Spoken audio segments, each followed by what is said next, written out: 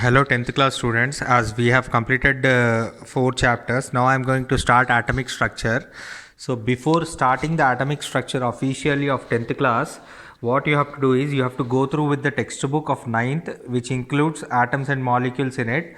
So here I am giving you a few videos of basics which you have to watch before I start the expression for chapter atomic structure or structure of an atom. This is a very important chapter. Entire chemistry starts from here. So the foundation which you need for chemistry is like starting from this particular chapter. So go through with the topics of 9th first, read the textbook and watch the videos. Then like after 3 or 4 videos, I am going to start the explanation for a structure of an atom. Stated Clearly presents What is an atom and how do we know? Atoms are the fundamental building blocks of chemistry. Just like baked goods are made of a collection of different types of ingredients, matter itself is made of a collection of different types of atoms. Scientists have discovered 118 kinds of atoms, which we call elements. You can find them laid out on a chart called the periodic table. All things from the screen this video is displayed on to the eyeballs with which you're watching it are made of atoms, but a single atom is so small it is impossible to see with the naked eye. So there you have it. A random voice from a video you found on the internet claims that everything is made from invisibly small atoms. You may now blindly accept this as fact and happily move on with your day, right? No? Now you are extra curious? You want to know for yourself exactly why it is that scientists think they know that atoms exist? Well, to find out we must travel back in time to ancient Greece. Meet Democritus, the man that many historians credit for first clearly proposing the idea of an atom. In his day, it was thought by some that if you were to chop up a piece of matter, an apple for instance, you could just keep on chopping forever and ever. There was no end to smallness. For reasons not fully agreed upon by historians, this concept did not sit well with Democritus. Instead, he insisted that at some point, you would reach particles so small and so indestructible they could not be divided any further. He called them atomos, or atoms, which means uncuttable. Now, Democritus didn't actually have any evidence to back up his claim, and because of that, many people simply rejected it. After all, that which can be asserted without evidence can also be dismissed without evidence.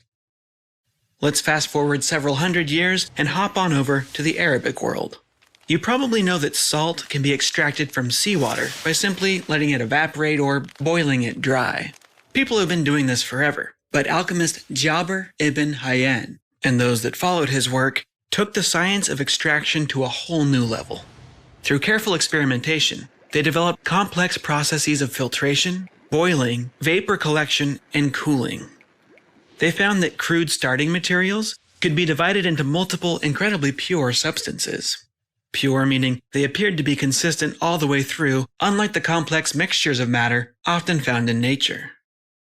In the 1700s, a French husband and wife scientific duo, Marianne Poltz and Antoine Lavoisier, studied and built upon the work of their Arabic predecessors. They found that certain pure substances could be broken down even further through chemical reactions. Water, for example, can be boiled into steam, which is still water, but it can also be split into two pure gases, hydrogen and oxygen. No matter how hard the couple tried, however, they could not reduce oxygen or hydrogen into simpler gases. They concluded that the gases must be elements, foundational substances that cannot be created by mixing other chemicals together and cannot be broken down any further. With this concept in mind, scientists everywhere began searching for and listing as many elements as they could, eventually discovering all 118 listed on the modern periodic table.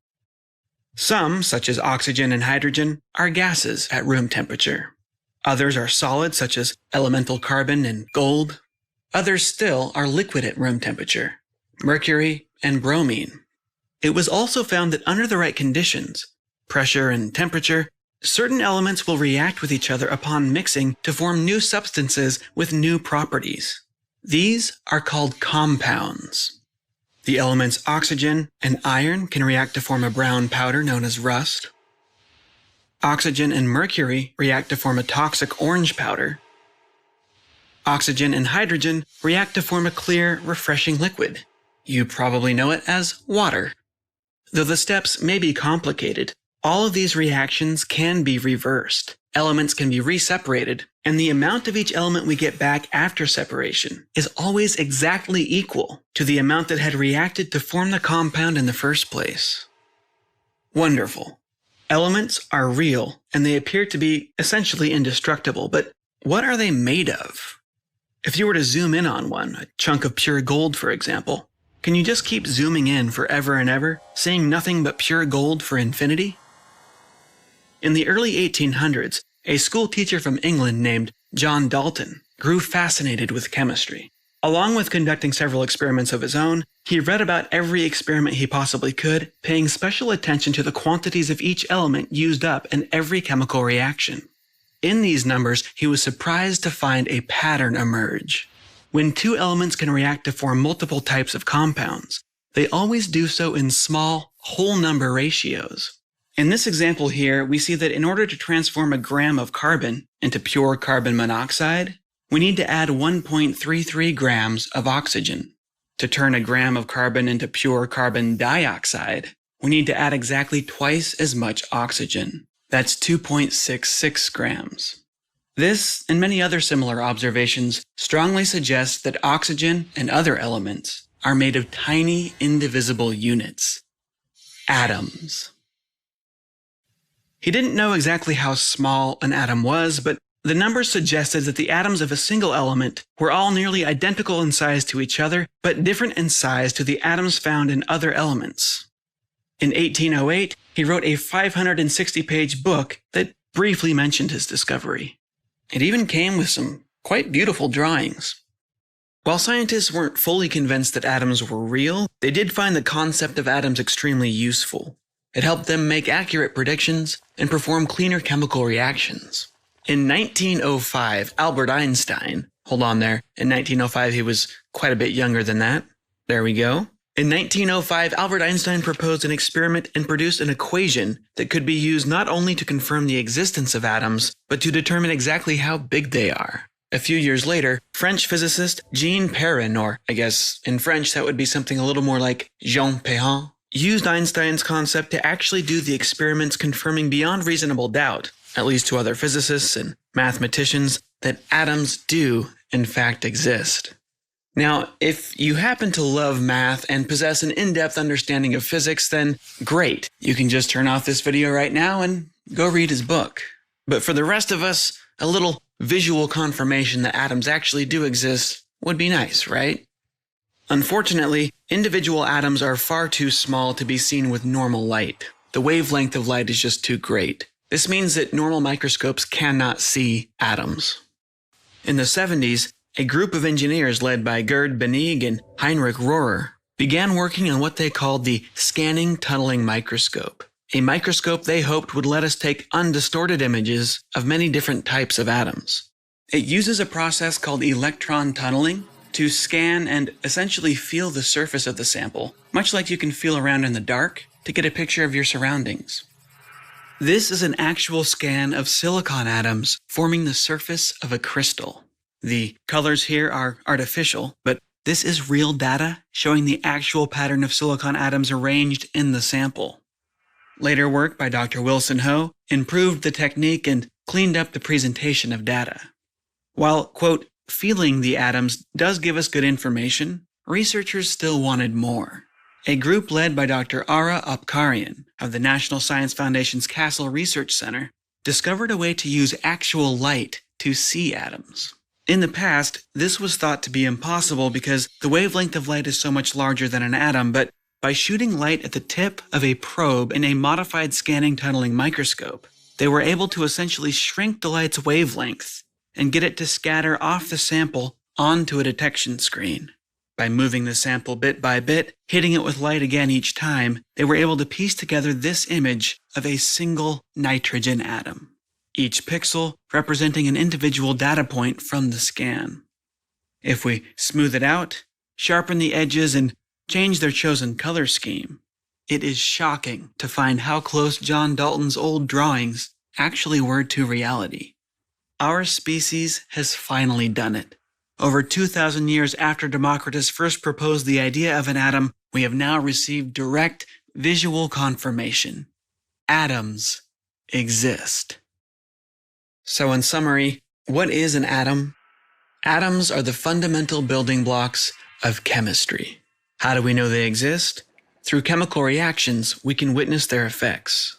Through mathematical equations combined with indirect observations, we can calculate their various sizes. And finally, with the aid of new technologies such as the scanning tunneling microscope, atoms can now be seen. While the word atom technically means uncuttable, we'll see in the next animation that atoms actually can be split apart. Atoms themselves are made of smaller pieces. I'm John Perry, and that's how we know that atoms exist, stated clearly. Well, folks, there we have it. That was the first animation in my 4-part series on the basics of chemistry, the fundamentals of chemistry. Hope you enjoyed it. If you did, subscribe to this YouTube channel and click the little bell icon. That makes sure that you'll see the next animation when it comes out. Again, there's 3 more to go still, so make sure you're subscribed. This animation was funded in part by the Castle Research Center. CASTLE, that stands for Chemistry at the Space-Time Limit. This is a research group over at the University of California, Irvine, that does atomic and molecular imaging. They take pictures of atoms and molecules. When they're not busy taking pictures of atoms and molecules, they do science outreach. They fund projects like this animation that you just watched. And they also produced recently a video game called Bond Breaker that is absolutely wonderful. It will teach you the basics of chemistry and a little bit of nuclear physics. It's totally free to use, to play, to download. You can use it on your phone, you can use it on your computer, you can use it on your tablet. So go check that out as well. There is a link down in the video description. This animation was also funded in part by my patrons over on patreon.com/stated clearly. If you would like to join these wonderful people right here in supporting this YouTube channel, I would greatly appreciate that. These folks are awesome. So long for now. Stay curious.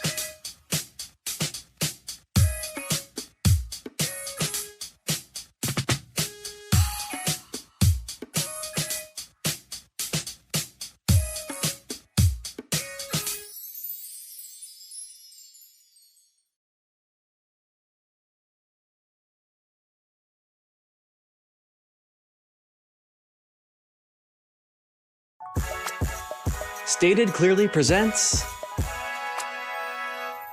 What are atoms made of? As we learned in the last animation, the word atom means uncuttable, and when John Dalton first discovered evidence that atoms exist, he gave them that name because he genuinely thought that they were uncuttable. He thought they were fundamental particles, the smallest bits of matter that exist. Well, it turns out that he was wrong. Atoms can be split apart. They are made of subatomic particles, most importantly, electrons, protons, and neutrons. Protons and neutrons appear to be made of smaller particles still, and truth be told, we don't know for sure if there really is an end to smallness. Reality might just keep going on forever and ever the further you zoom in. So, there's something strange to think about.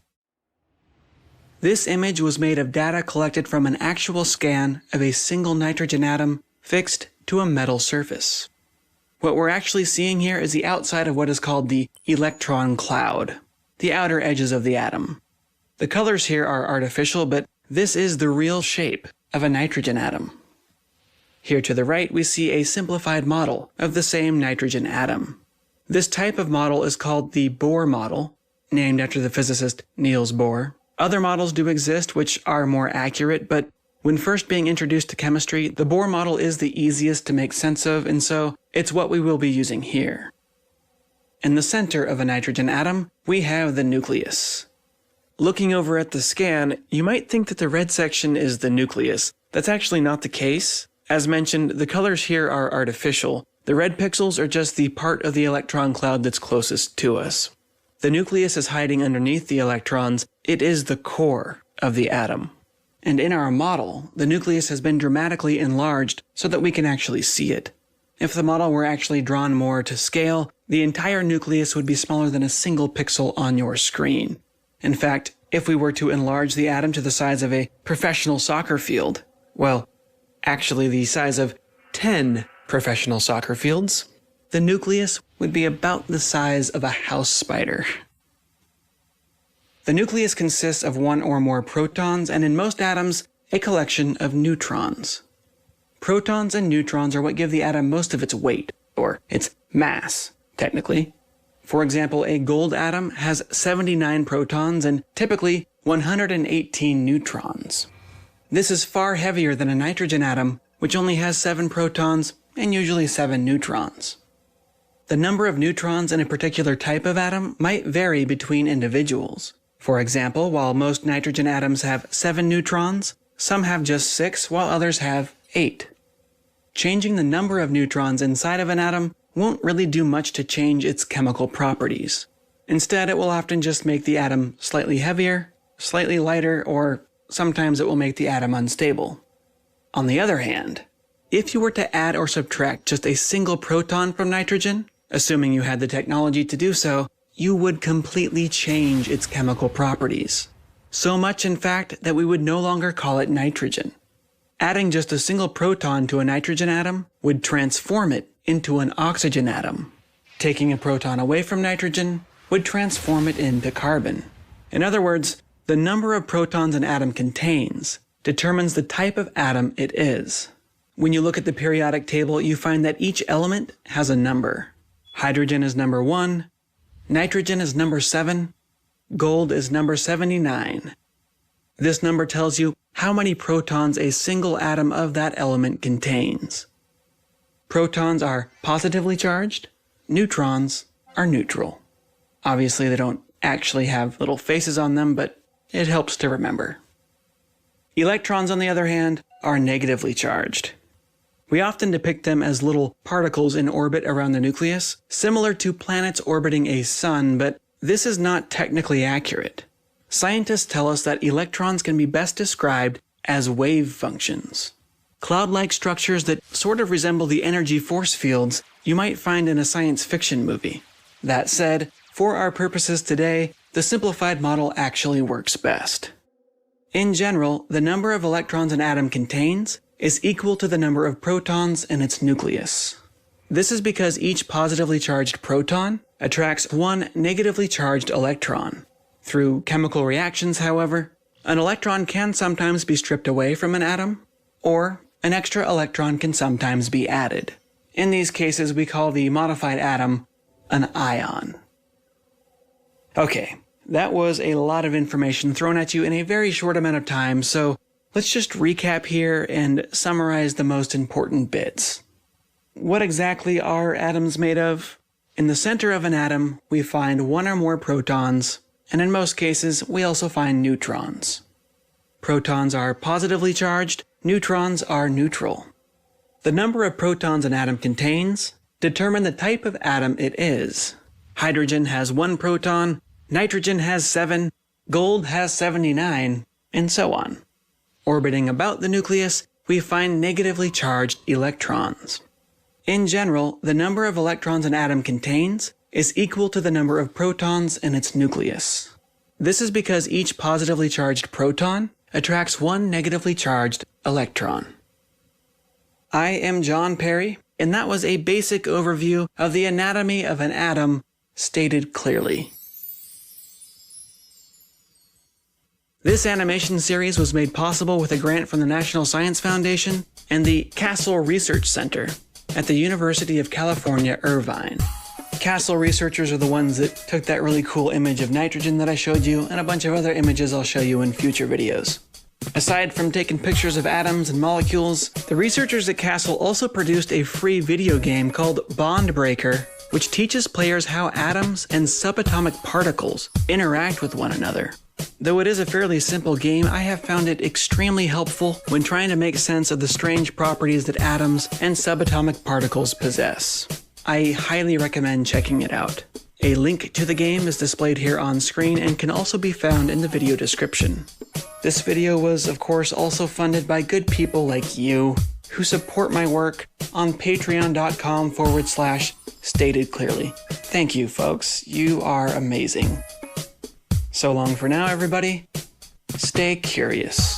Also, you should probably subscribe to this YouTube channel, and maybe if you feel like it, you can buy a t-shirt. There's links below the video.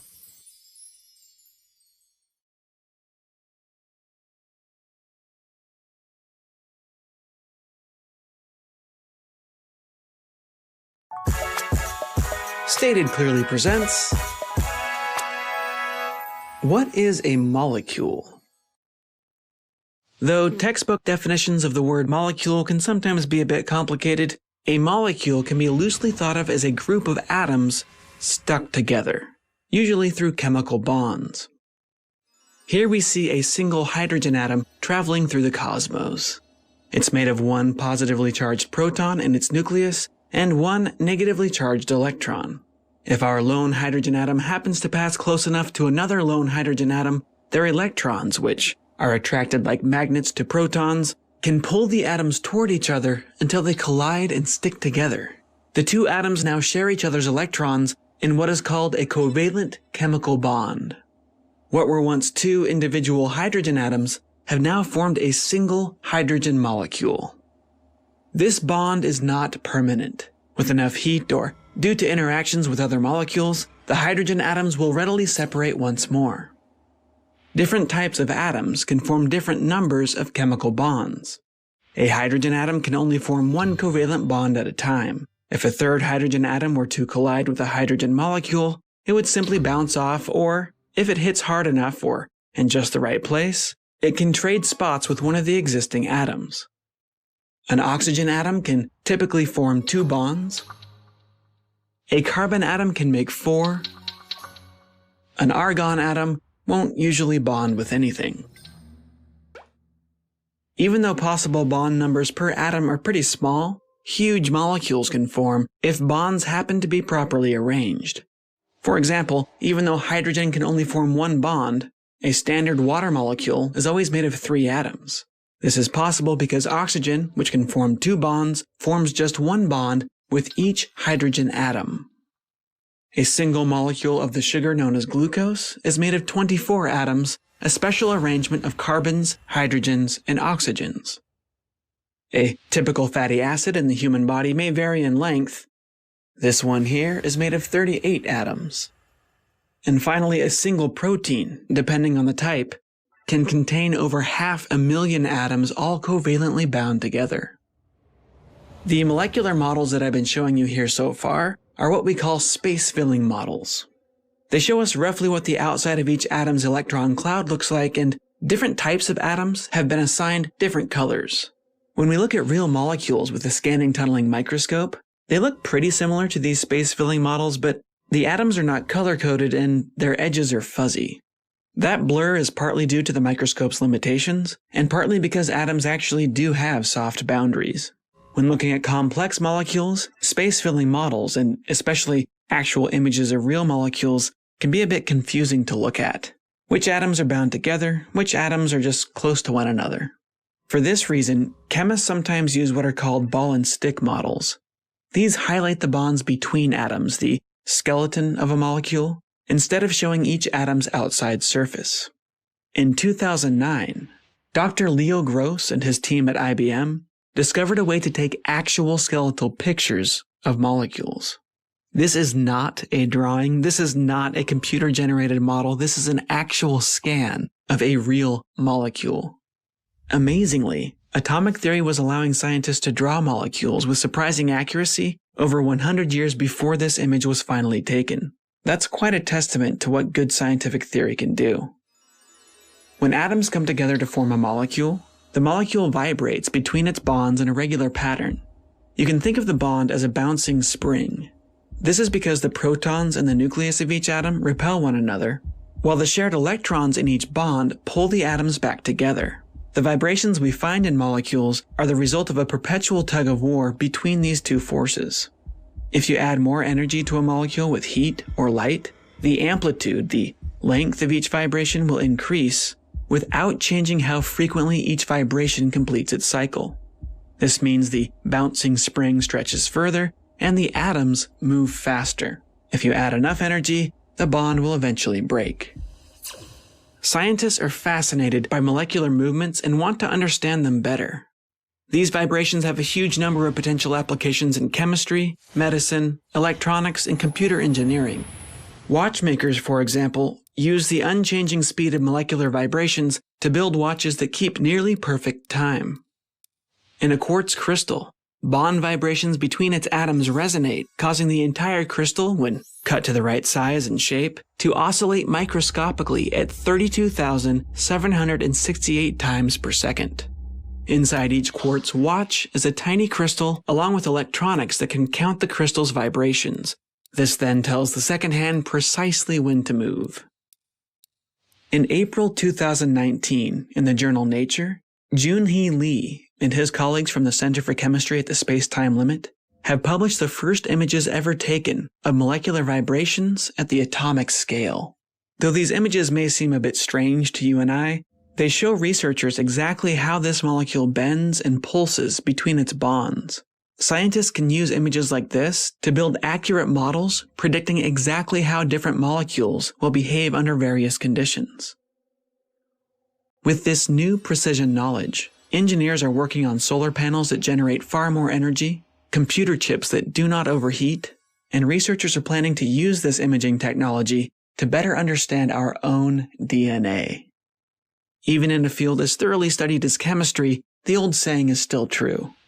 Somewhere, something incredible is waiting to be known. So in summary, what is a molecule? A molecule can be described as a group of atoms stuck together through chemical bonds. Different types of atoms can form different numbers of bonds. Molecules can be as small as 2 atoms stuck together, or, as is the case for some proteins, they may contain over 500,000 atoms all covalently bound together. Recent advances in molecular imaging are now letting us take snapshots of molecular vibrations at the atomic scale.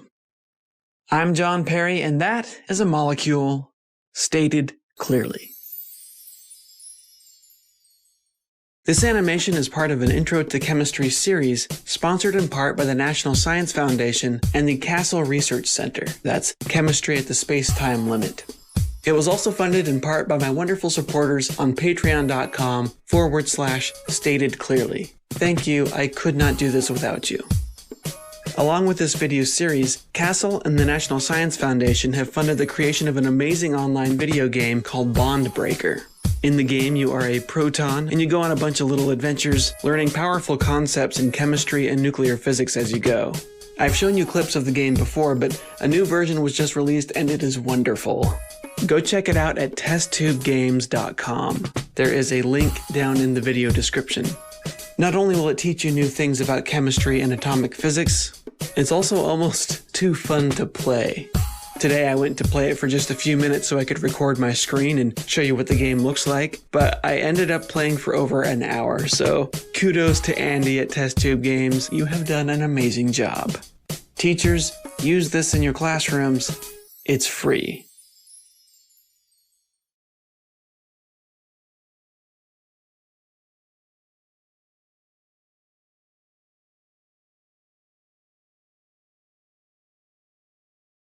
This cake is yummy. Can you please share the recipe with me? I love baking. Sure. For baking this cake, I use 2 eggs, a cup of flour, a cup of sugar, and a cup of butter. If I have 6 eggs, can I bake a bigger cake? 6 eggs are too many. For this cake, follow the proportion. If you want a bigger cake, increase the ingredients in the same proportion. In nature too, you will find substances combined in fixed proportions. For instance, the law of constant proportions and the law of multiple proportions explain how various elements combine to form different compounds. This lesson is about laws of chemical combination and an introduction to an atom. At the end of this lesson, you will be able to explain the law of conservation of mass,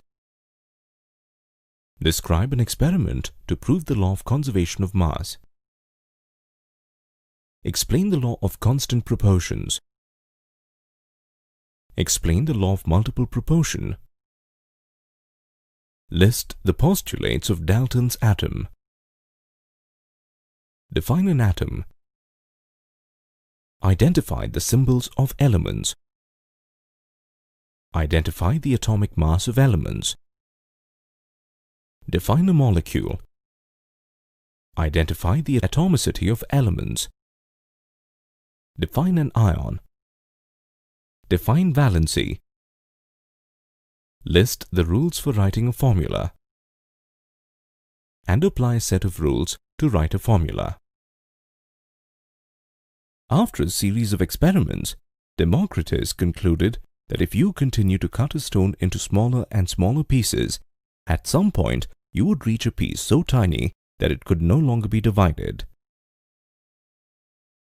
Democritus called these infinitely small pieces of matter atomos, meaning indivisible.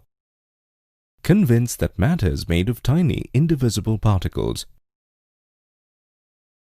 many scientists like Evangelista Torricelli, Daniele Bernoulli, Joseph Priestley,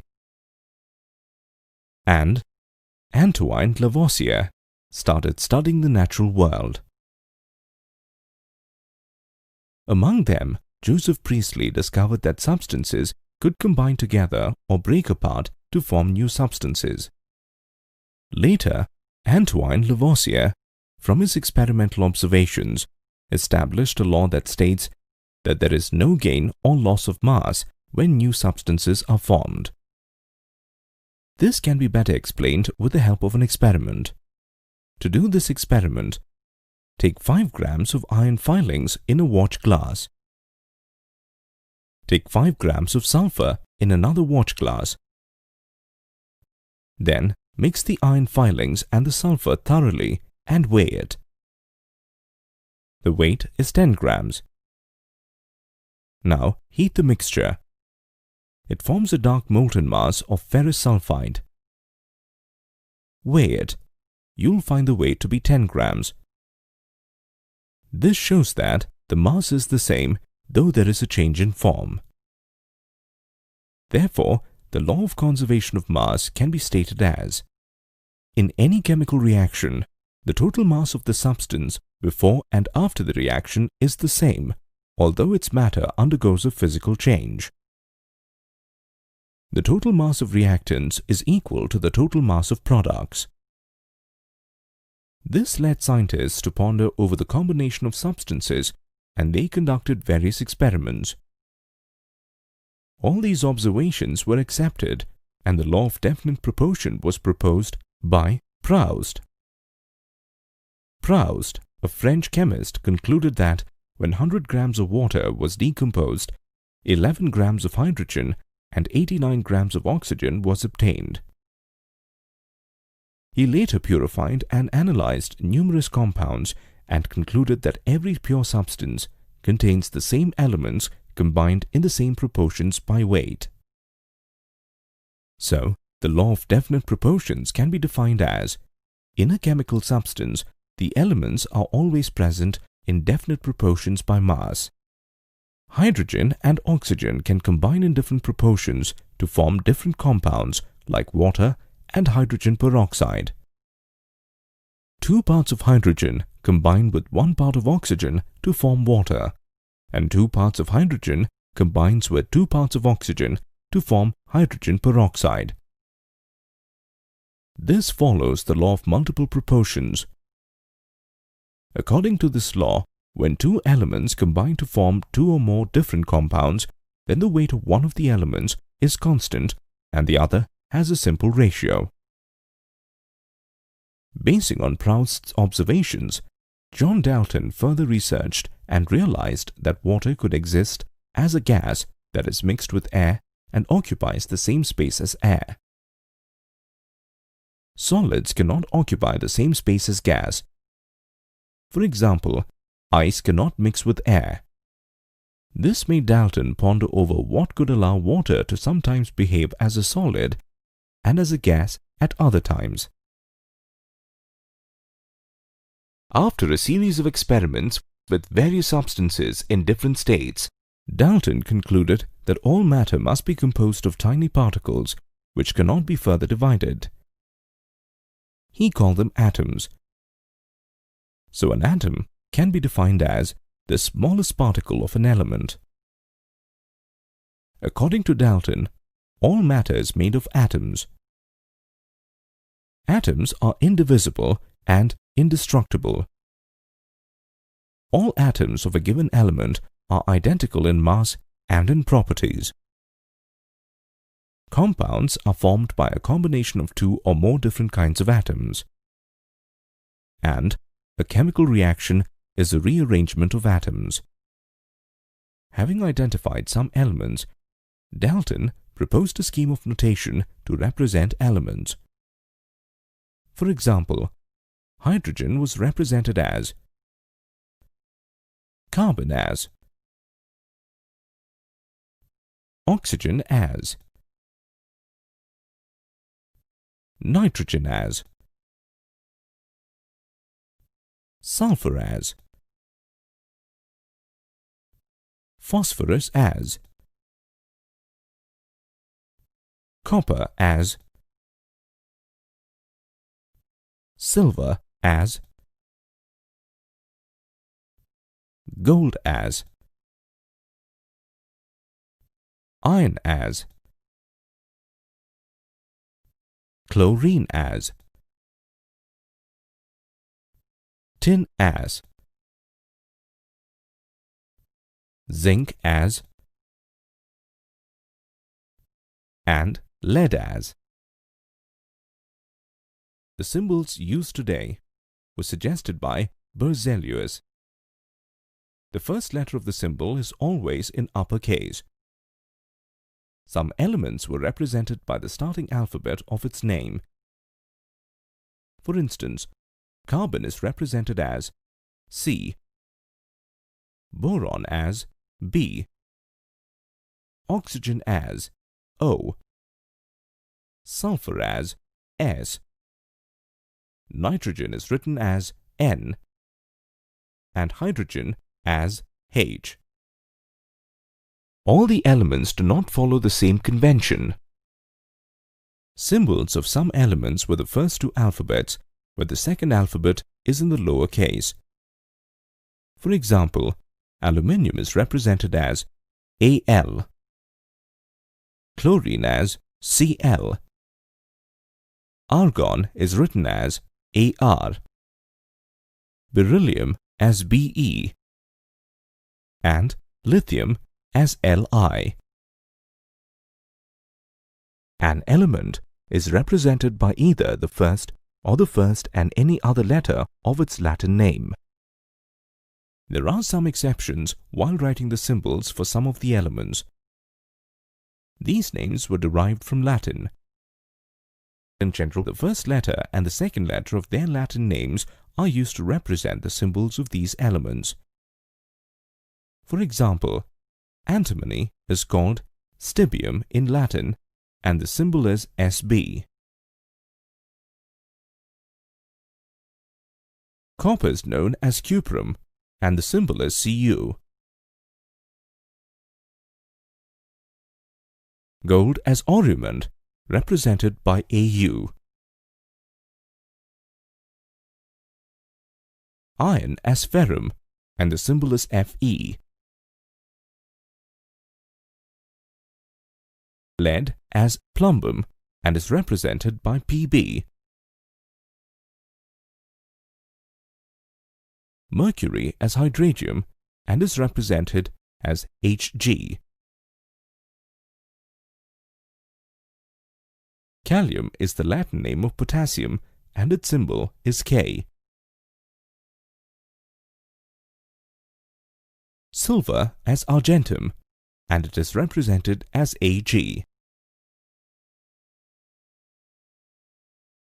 Natrium is the Latin name of sodium and is represented as Na. The Latin name of tin is stannum, and the symbol is Sn. Wolfram is the Latin name of tungsten, and it is represented as W.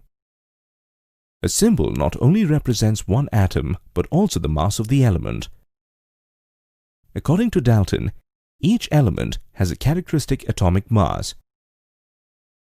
Scientists initially took the mass of oxygen as standard mass, since oxygen formed a large number of compounds. In 1961, carbon-12 isotope was chosen as the standard reference for measuring atomic masses. The relative atomic masses of all elements have been found with respect to an atom of carbon-12. For example, in a bakery, if a cake is cut into 12 equal pieces, he is able to find the mass of each confectionery item relative to the mass of a single piece of cake. Now, he sells the confectionery by relative confectionery mass unit. Similarly, the relative atomic mass of the atom of an element is defined as the average mass of the atom as compared to 1/12 the mass of one C12 atom. Matter is made of atoms. But how do these atoms exist? These atoms exist in a combined state called molecules. Thus, a molecule is the smallest particle of an element or compound that can exist independently and show all the properties of that substance. Some elements like sodium, potassium, and helium exist as single atoms, and others like hydrogen, oxygen, etc. exist in a combined state. Atoms combine to form molecules. The molecules of an element are constituted by the same type of atoms. For example, elements like hydrogen, oxygen, phosphorus have more than one atom in a molecule.